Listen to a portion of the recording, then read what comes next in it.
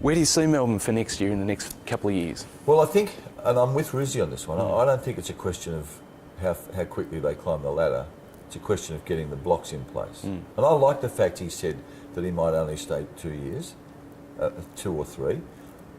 To me, that was a statement that he's not saying, I want to come back and win another premiership and enhance my reputation. He's saying, I want sufficient time to build for the future and put a foundation down and then let a hand-picked successor take over. Yeah. So I would think that they'll be a lot more competitive, and they'd want to be.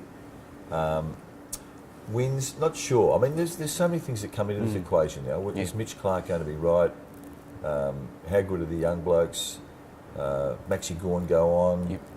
The superstar from Casey, whether he's going to have the impact that Hogan, that people say. I mean, Gerard Healy loves him. Gerard Healy talks about him like he's Wayne Carey. But he's a boy, and he's going to take some time. So I think if everything unfolds well and the key players stay fit and play to their best, it'll just be a much better effort. It's a bit hard to put wins on it, because you look at it now and you say, well, who is the team of 2013 going to beat in 14? But I would be confident to say that they will be 30% better in every area than they were this year. Yeah. And the appointment of Peter Jackson, how significant do you think that's been for Melbourne? Well, it's already significant because he was able to land Ruzi. So the big job, I mean, there's lots of pieces of the puzzle that needed to be found and put together, but I think clearly the main one was the coach. Yep. And Jacko got him, and he's made the right noises publicly. I think there's a new feeling of optimism throughout the footy club. He comes from a successful club at Essendon. Rouge has had the success there.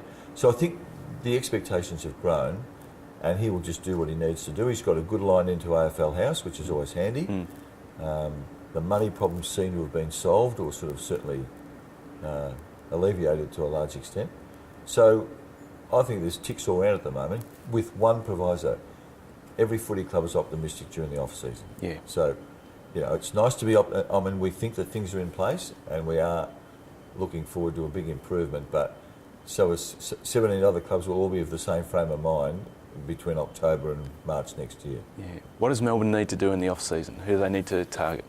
In terms of players?